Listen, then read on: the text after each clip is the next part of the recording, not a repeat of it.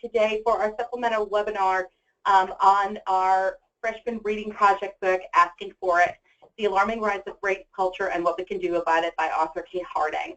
I am one of your hosts today. My name is Meredith Smith. I'm Tulane's Title IX coordinator, and I'd like to give my co-presenters the opportunity to introduce each one of themselves. I'm Trina Beck. I'm Assistant Dean for Newcomb Tulane College. Hi, Julia Broussard, Assistant Director for the Office of Case Management and Victim Support Services. Good afternoon. I'm Lindsey Greeson, Director of the WELL for Health Promotion.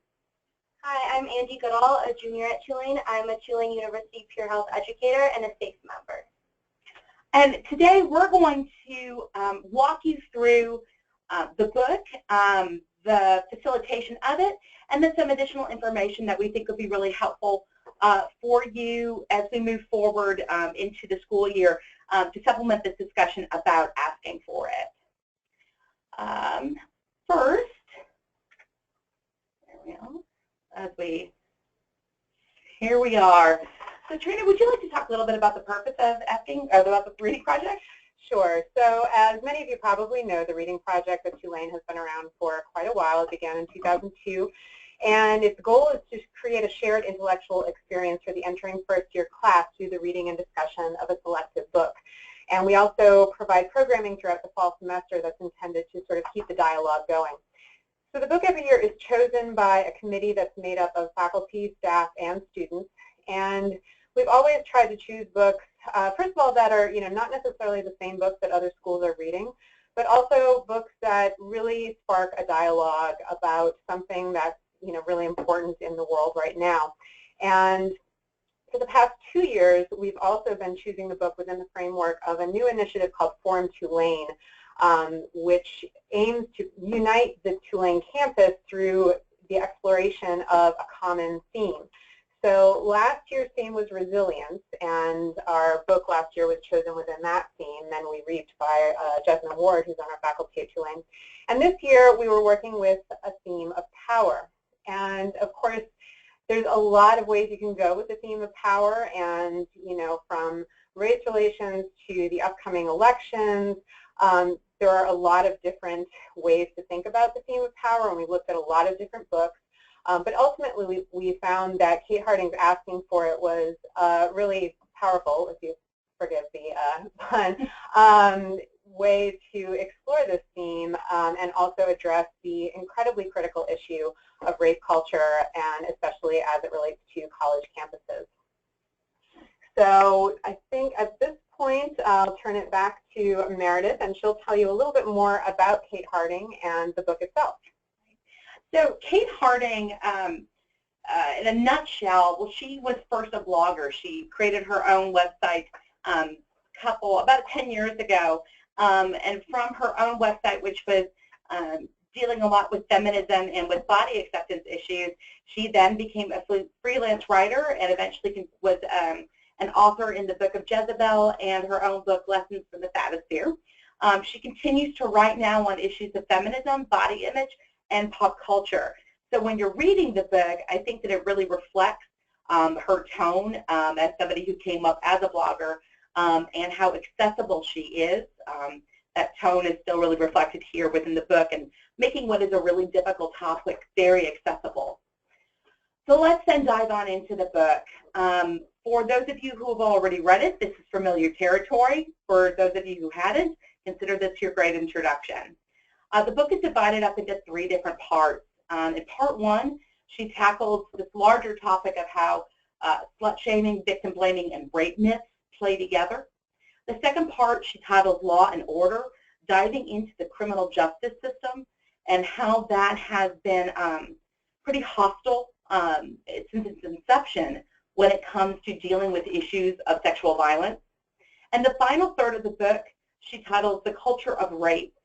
It really dives into how our culture continues to reinforce or protects sexual violence.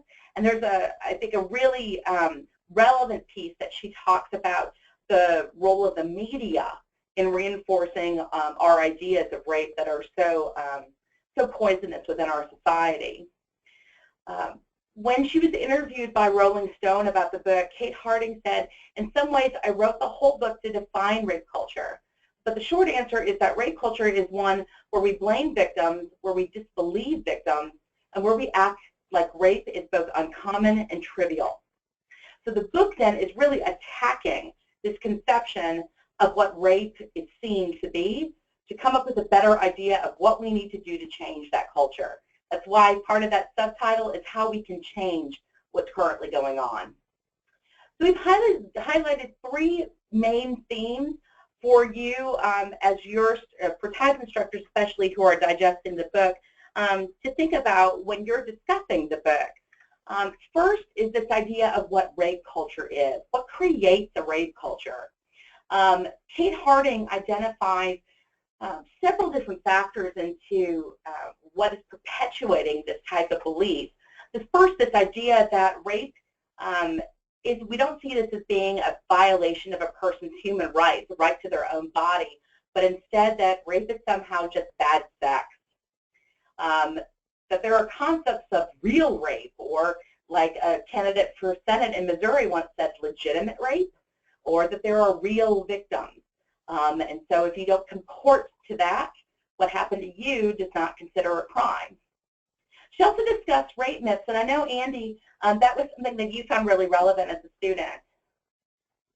Yes, as a student, it can be appalling to realize how many times rape myths are used in pop culture and within conversations between students. So that can be something very important to add into your facilitation to TIPHE classes or speaking with other people about it, and how these rape myths contribute to rape culture. How many rape myths does she outline in the book? I can't recall. I believe 7. Okay. So those 7 rape myths are something to keep an eye out for.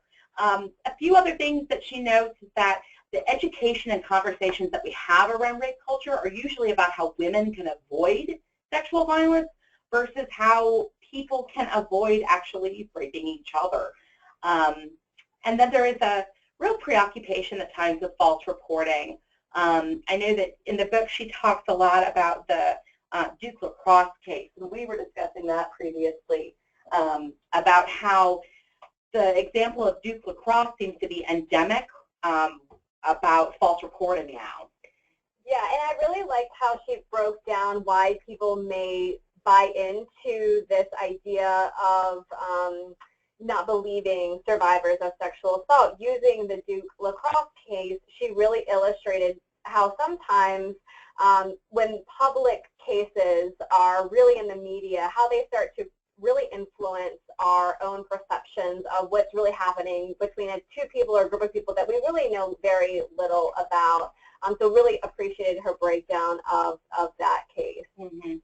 Julia, you had mentioned with regards to the Tawana Bradley case, she was the victim who she was found in garbage and had something written on her stomach about that Kate talks about how victims who false report aren't doing it out of our conceived idea of revenge upon someone else, but yeah, I really appreciated Kate Harding touching on that point. I was actually at a conference about a year ago where I heard some presenters who had actually done some research on false reports of rape, and in line with what Kate Harding talked about in the book, they found that, one, it's a very small percentage of reports that are false, and two, it's generally not someone trying to get revenge on an ex-boyfriend or girlfriend. It's people like Tawana Bradley who are dealing with other really serious issues in their lives and sometimes turn to these false reports as a way of avoiding another bad situation. And so in Tawana Bradley's case, she was really trying to avoid some abuse that was happening at home with, I believe, her father or stepfather. And so not that that excuses false reporting, but it gives us some empathy for the reasons why in a very small number of cases people may make a false report. I know that Lindsey, Julia, and I have, in most of our presentations about sexual violence, we are asked at almost every presentation about false reporting. So this is a good thing for you to be able to, I think the book really breaks it down well, and so I would encourage you, thinking ahead to your facilitation, to give that section some good attention because it will come up within your discussion. And this is Julia again. One other thing I want to add, in my role here at Tulane, I actually sit down with our students who are victims of sexual assault and work with them to provide support services and advocacy services. And one of the biggest reasons I hear why students are afraid to come forward and report to the police and report to the university is that they're worried about not being believed, because they recognize that there is this cultural perception that a lot of reports of sexual assault are false. And so it in turn then inhibits victims from reporting and getting the justice that they deserve. One of the last things that Kate Harding identifies as with our rape culture is that we have difficulty identifying exactly who is it that perpetrates rape.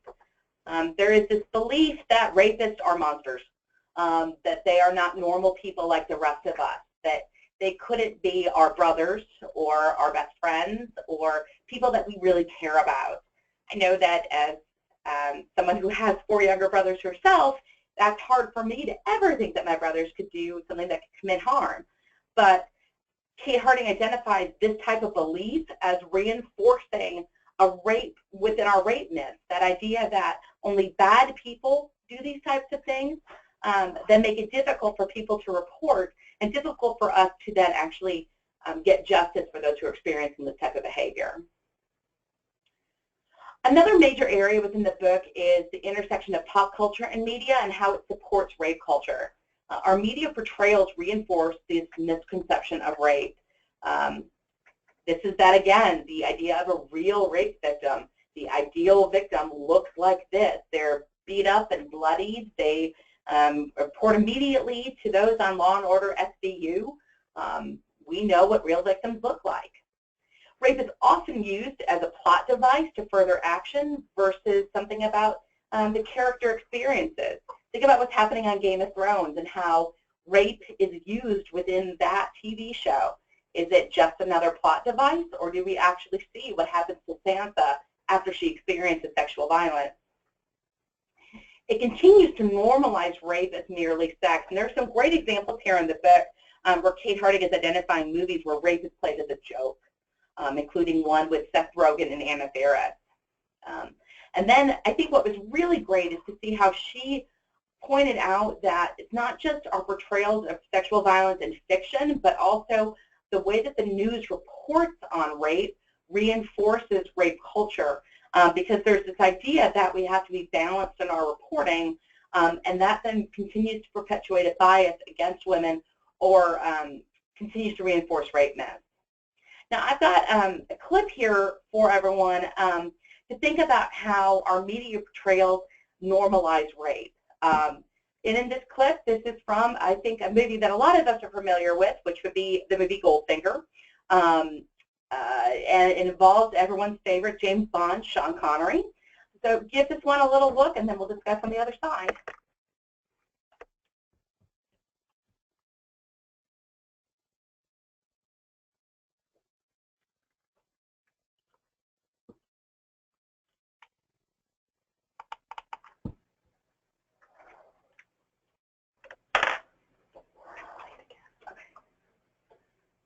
Or we're going to play this again. Hold on.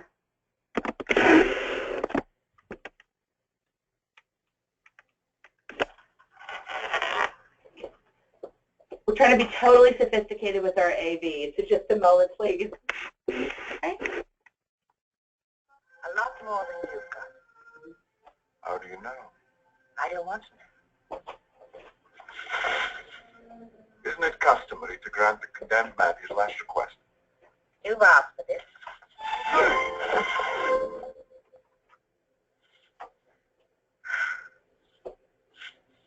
Get up.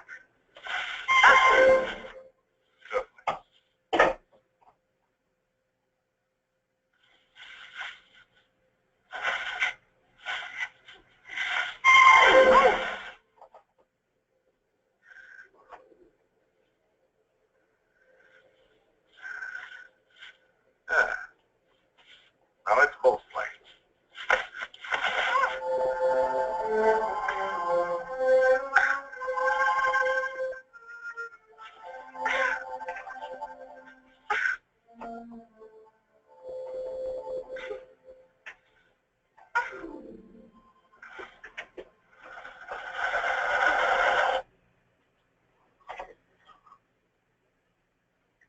just a really problematic scene to watch. And it's part of this larger idea that that's normalized as something that's extremely sexy. I know that my parents think that James Bond is the epitome of the suave, sexy man. And it seems like that continue to reinforce that if you just persist hard enough, well, you'll eventually get consent one way or the other. And so when Kate Harding quotes that when scientists measure the rape myth acceptance levels, there was a significant correlation between watching TV and buying into victim-blaming rhetoric, because our media is reinforcing the ideas of rape myths, like the one that you just saw. Keep going, and eventually you'll get a yes. The last section of the book that we want to highlight is this idea of systemic failures, that there are failures within our criminal and even our college systems to get justice for those who've experienced sexual violence. Police departments who fail to investigate sufficiently and are poisoned by their own bias and victim blaming. And Julia, you had mentioned previously this idea that Kate Harding talks about with looking for zebras as opposed to horses. Yeah, so one of my favorite examples Kate Harding uses in the book is she talks about a couple times in our country when zebras have escaped from zoos or other safari-type places within the U.S. And rightfully so, the media attention that an escaped zebra attracts. You know, if my neighbor's horse escapes, that's going to attract much less attention than if a zebra escapes from the Audubon Zoo. But Kate Harding uses this to point how sometimes we're drawn to these sensational events, and they can bias our ability to recognize really common events. So the example she uses is, if you're sitting in your office right now in New Orleans, Louisiana, or really anywhere in the U.S., and you hear hoofbeats, the reasonable guess for that is that that's a horse, and it's really not reasonable to assume that it's a zebra. And so she uses that to illustrate that really when we have someone sitting in front of us who's sharing that they have been sexually assaulted or telling us things that sound like a sexual assault, the reasonable assumption should be that that person is telling the truth, because it is far less likely that it's a zebra or a false report. But it seems like the problem is that we've created a zebra culture. We have. And that's what's been baked into our systems, especially the criminal justice system. And this zebra culture then makes it even onerous to report rape. So that then depresses people who want to come forward. What Julie was saying before about false reporting is part of this larger idea that we're going to really make people work to prove that they were assaulted in a way that you wouldn't see somebody have to go through if they were reporting that their car was stolen. Then beyond just the police, you've got prosecutors who are concerned about their conviction rates, so they don't take on cases. I know that as I've worked as an investigator at previous schools, I had cases that our police were made an arrest and they sent it on up to the prosecutor, who then would refuse to take it because the feedback that we received was, well, it's just two people in a bedroom, and how do you know what happened? So how could you bring that in front of a jury?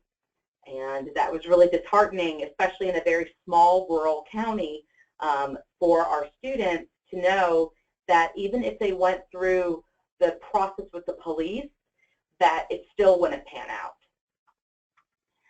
And then there's that idea that even if you get somebody who's convicted, that conversion to prison time, well, think about what just happened with Brock Turner, the Stanford rape case, where even though he was convicted of 3 counts of rape, well, it was really difficult to put him behind bars because he had such a bright future. There's that focus on what will happen to the perpetrator as opposed to what has happened to the victim and what will continue to happen to that person. And while we're throwing a lot of shade towards the criminal system right now, I think it's important to note that a lot of colleges have struggled with these same issues. But it's really hard to think that, as Kate Harding pointed out, when there is a percentage of people who are working in the criminal justice system who believe that 100% of rape reports are false, I mean, how do you even deal with a system like that? Well, we've got a good example. So in the book, Kate Harding references New Orleans, and unlike one of those happy shout-outs at a rock concert where you're really excited to see your city, being mentioned, this wasn't a shout-out that we liked. It was about the failures of the New Orleans Police Department to deal with issues of rape. And Andi helped put together, hold on, we have new audio hardware detected, not right now. Andi helped put together a video on this exact issue. In cases across the country, we have seen sexual violence victims set aside for the well-being of the perpetrator. Kate Harding, author of Asking for It, writes, "This is what happens when rape culture infects the systems we have in place to protect us. Quite simply, we allow violent criminals to go free. Cases such as these have been seen as close to home as the New Orleans Police Department." Another big story tonight at 5, a new report released by the city's Inspector General reveals harrowing details about the New Orleans Police Department's Special Victims Unit. It alleges that officers mishandled hundreds of reports involving sexual assault and child abuse cases over a multi-year period. New Orleans Inspector General Ed Quattro reacting to his office's report documenting sex crime investigations by 5 NOP detectives in the Special Victims section during a 3-year period beginning in 2011. Here's what we found.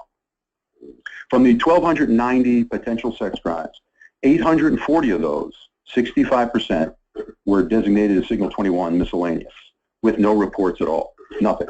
The remaining cases, or 450 calls, according to the report, were classified as actual sex crime cases, but more than half of those didn't include any follow-up either.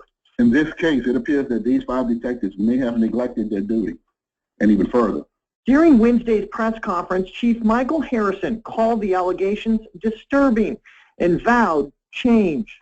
To change the system, we must advocate for victims and tell the criminal justice system what we want to see from them. This practice made a change for the New Orleans Police Department on June 22, 2016. The Office of the Inspector General released a report about the changes the New Orleans Police Department made to documenting and reporting rape cases. Mayor Landry made it clear the problems identified were unacceptable. And then I made a commitment along with the men and women of the police department to get this right. What we know now is that the majority of the problems identified by the OIG was a result of either bad systems, no systems, or poor supervision or a combination. Over the past year and a half, the NOPD has worked with everyone in this room to bring institutional and lasting change to the way we report, the way we document, and the way we investigate sexual assault in New Orleans.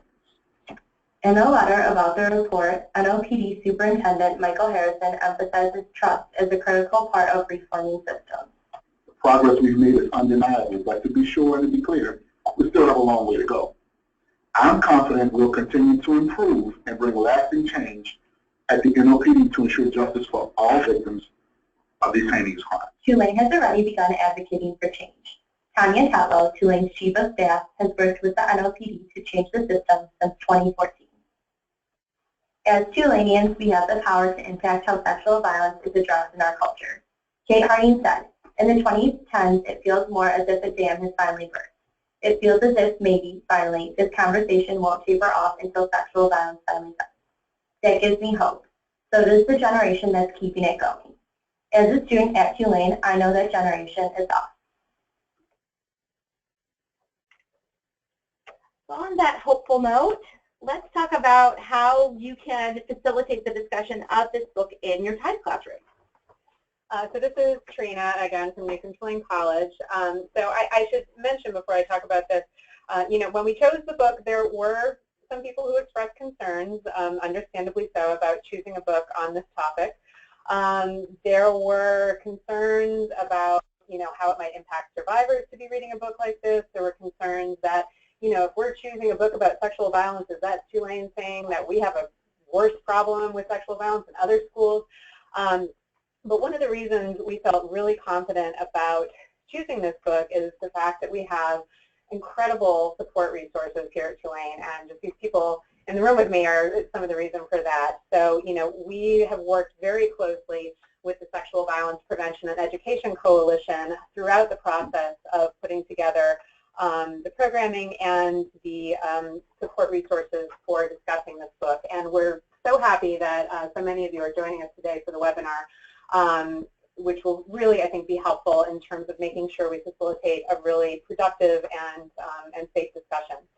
So we will be, we are giving, as you probably know, 3 options to TIDES professors this year who have in the past been required to conduct an in-class discussion about the reading project. Because of the book's subject matter, we recognize not everyone, may be comfortable, facilitating this kind of discussion in their classroom, or even having a facilitator conduct such a discussion in their classroom. So we're giving TIDES professors 3 options. One is to attend a training session and lead an in-class discussion themselves. Another is to attend a training session and request a co-facilitator from the Sexual Violence Prevention Education Coalition. And then the third option is that students can instead be required to attend one of the Reading Project or Shifting the Paradigm events that will be scheduled through the fall semester. And for the professors who opt for this option, they will need to include language in the syllabus indicating this requirement. We are offering the training sessions on August 31st from noon to 1:30 in LBC STIBS 203, and the second one on September 9th from 3 to 4:30 in the LBC Race Room 201. And most TIDES professors who will be discussing the book in their class will be doing so during the week of the Shifting the Paradigm event, which the culminating event will be the Shifting the Paradigm event with Kate Harding, author of the book, and that will be on Thursday, September 22nd. We also are working on a discussion guide, particularly Lindsey and Julia are working on a discussion guide that will be sent out by the first week of school. And they are going to talk a little bit more about what will be involved in that discussion guide and what you can expect when we send that out. Yeah, so we're in the final stages of putting the finishing touches on that discussion guide. We have sent it out to some faculty members who offered to read through it and just help us make sure that it's really going to meet your needs as professors facilitating these discussions. So what we're hoping to cover in that guide is some pointers for how you can help your students relate this book to the larger Tulane Forum topic of power. We also just want to help you understand how to manage those discussions in the context of what a potentially emotional and challenging topic this can be. This book definitely is going to challenge some of our students' worldviews and the attitudes and beliefs that they've learned from high school and before that. So we want to make sure that y'all feel prepared to have those conversations. Certainly, as Meredith and Lindsey and Andi and I all know from doing facilitations for students, a lot of times students will bring up misinformation, and I'm sure y'all know as professors, take conversations into areas that are not productive and not what you were planning to talk about. So just some pointers for how do you deal with some of the more common tricky issues that tend to come up when we're discussing sexual violence. We'll also include some information for y'all about how you can make sure you're providing a supportive environment for all students, but particularly for students in your classes who may be survivors. We do know there is a significant number of students who come to Tulane having already been victims of sexual assault or having family members or friends who've been touched by this. So we'll definitely make sure that we're including information in there about resources on campus and how you can connect students with any resources they may need. And finally, we'll just include some basic information that y'all can easily reference on statistics and the current climate here in the U.S. and on college campuses. So our goal is to have that guide ready for you all by the date of the first TIDES faculty training, which is going to be, I believe, on August 31st. So please be on the lookout for that discussion guide. We're looking forward to getting that to y'all and hope that it's a helpful tool for having these discussions in your classrooms.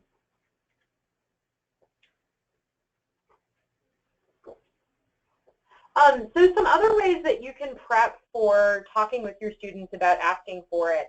There is a really great podcast available on This American Life through National Public Radio called Anatomy of Doubt. It's really fantastic.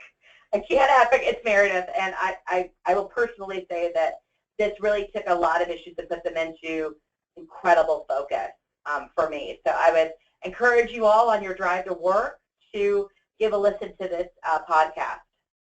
And it may even end up being something you decide you want to incorporate into as an assignment for your students for the day that y'all are discussing the book. We also think it is great to include media when you're facilitating discussions. It can really be an easy way of engaging with students. And unfortunately, as Kate Harding points out, there are lots of pop culture examples of rape culture. So finding some of those and maybe incorporating them into your classroom discussion. Meredith and I are pop culture junkies, so we'll be happy to help you find some really fun video clips or GIFs if that's something you're interested in incorporating. There are also tons of interviews out there with Kate Harding that might help you further process what she was trying to achieve with this book, and that could help with classroom discussions around this topic. And definitely, please don't hesitate to reach out to us for a co-presenter. We are more than happy to come in and facilitate with you and be there especially to talk about what is Tulane doing about this issue, what's available on our campus.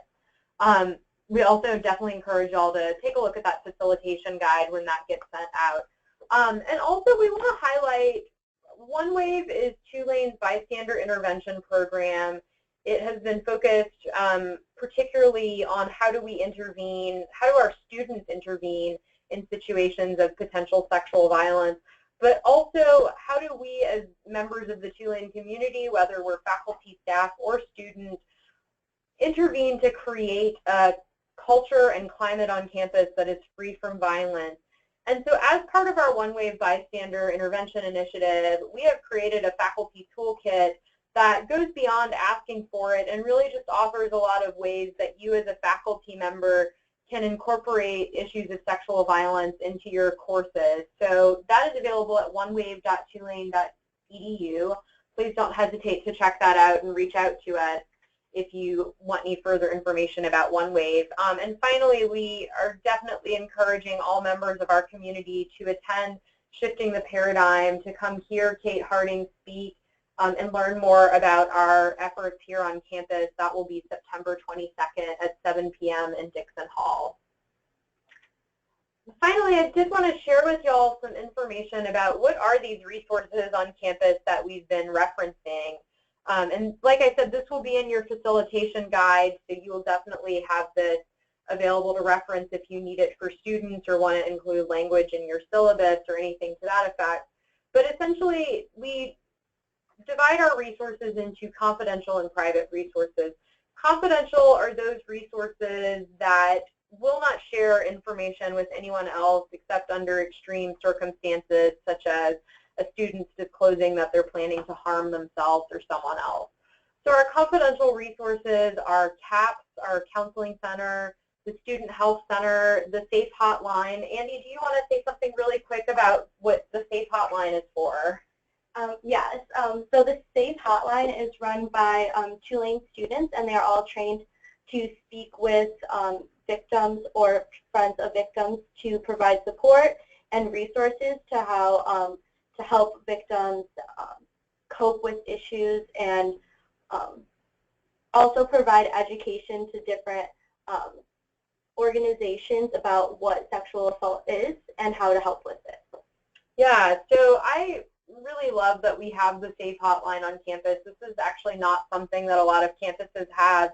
During the school year, that hotline is available 24/7, and students can talk with a peer, which a lot of times feels a lot less scary than coming into my office or Meredith's office and speaking with a staff member or administrator here on campus. We also have, through Student Health Services, the line, which is just a general 24/7 crisis hotline. So students have a variety of confidential options that they can both access in person or by phone if it's maybe after hours or it just feels too scary to go in somewhere in person. On the other side of things are our private resources. These are resources where we're going to keep the students' information as confidential as possible, but we will have to share it with certain people. So, for example, office, Office of Victim Support Services, exists to provide students with support and advocacy in the wake of an incident of sexual violence.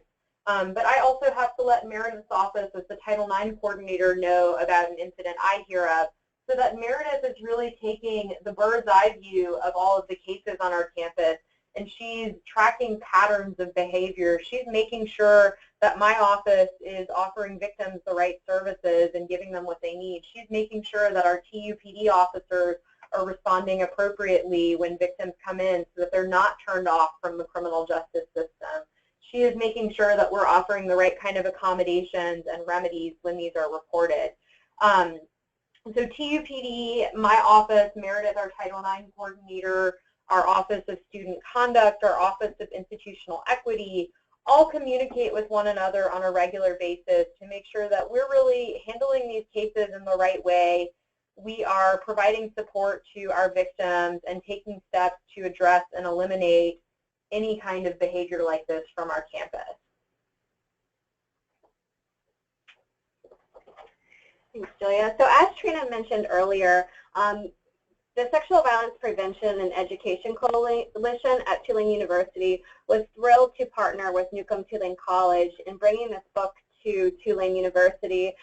What's exciting this year is that not only is the book available for just the freshmen on campus, but the book is also available for all members of our community through the Howard Tilton Library. And so we invite you to engage with this book, read it, and then discuss it with us. And we wanted to provide a place for members of our community to have many different locations and ways in which they could enter in dialogue related to asking for it.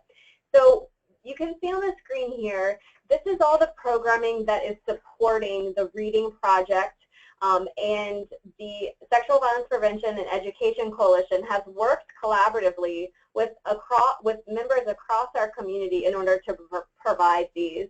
As you've heard us mention, I would definitely call your attention to Shifting the Paradigm, which will be Thursday, September 22nd, as we will be bringing Kate Harding to campus in order to give a lecture. We'll also have President Fitz there to provide his vision for ending sexual violence on our campus, and then we'll also be sharing numbers for Tulane-specific and how that kind of compares nationally. Because after you read this book, we imagine that you'll start to think about, what does this look like at Tulane? And so this is really the opportunity for us to unpack that as a community at Shifting the Paradigm. So I wanted to add too, this is Trina again, we're also offering 3 discussion group opportunities for students in the residence halls, and we have just, I think, finalized all the details for them. There's going to be one in Wall, there's going to be one in Monroe, and there's going to be one in, well, actually not in Monroe, sorry, it will be with the one of the faculty mentors for Monroe, but that will be in the LBC since Monroe does not have great spaces for that kind of thing.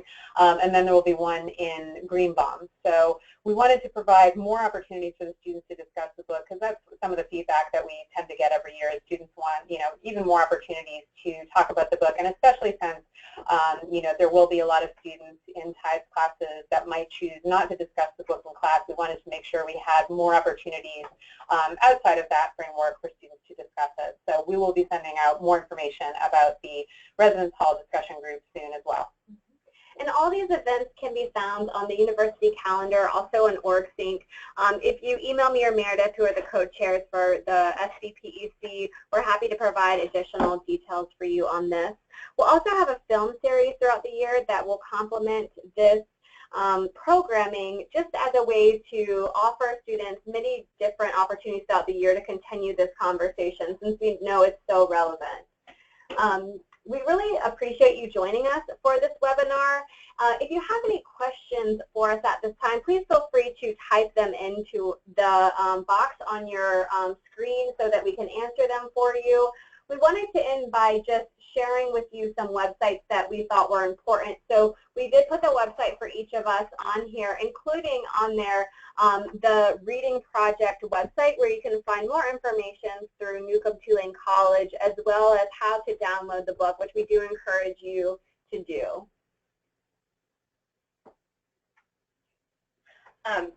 We wanted to leave you on with a hopeful note, because we found that this book really gets you motivated to want to go out there and make the change that we all deserve and create the community that we deserve. And one of the quotations that Kate Harding has is that asking for it is my best effort, however ephemeral, to contribute to this miraculously ongoing conversation about a subject that's historically gone unremarked. My hope is that all who read it will be moved to join that conversation too. And our hope then is that everyone at Tulane will continue to join us in these efforts to create a Tulane that is free from sexual violence. At this time, again, if you have any questions, please do not hesitate to put them in the box. The five of us are sitting here at the ready and at your disposal. So I'll go quiet here for a sec if you need some time to put in a question, and hopefully we can be of assistance.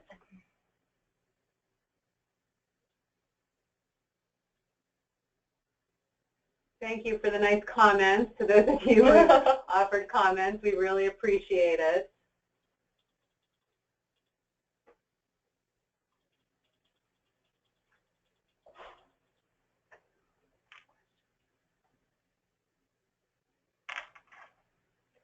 And just to mention, we will be posting this on our website so that people who may not have been able to view this today, they can watch it later, or for you as participants, you can pass it along to other campus partners or colleagues that you have on campus if they have questions about the reading project and asking for it.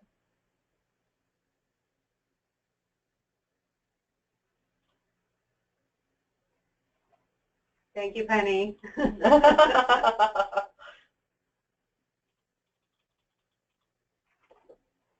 Well, with that, thank you so much. We really, really appreciate you as colleagues, and look forward to having you as partners in this work and to really dive in and discuss this book. What we are asking for is a really robust discussion and to really, really join together. And so we're so excited and hope that you're excited too. Thank you so, so much. Please don't hesitate to reach out to us, and have a very good rest of your day. Stay dry. Thank you all.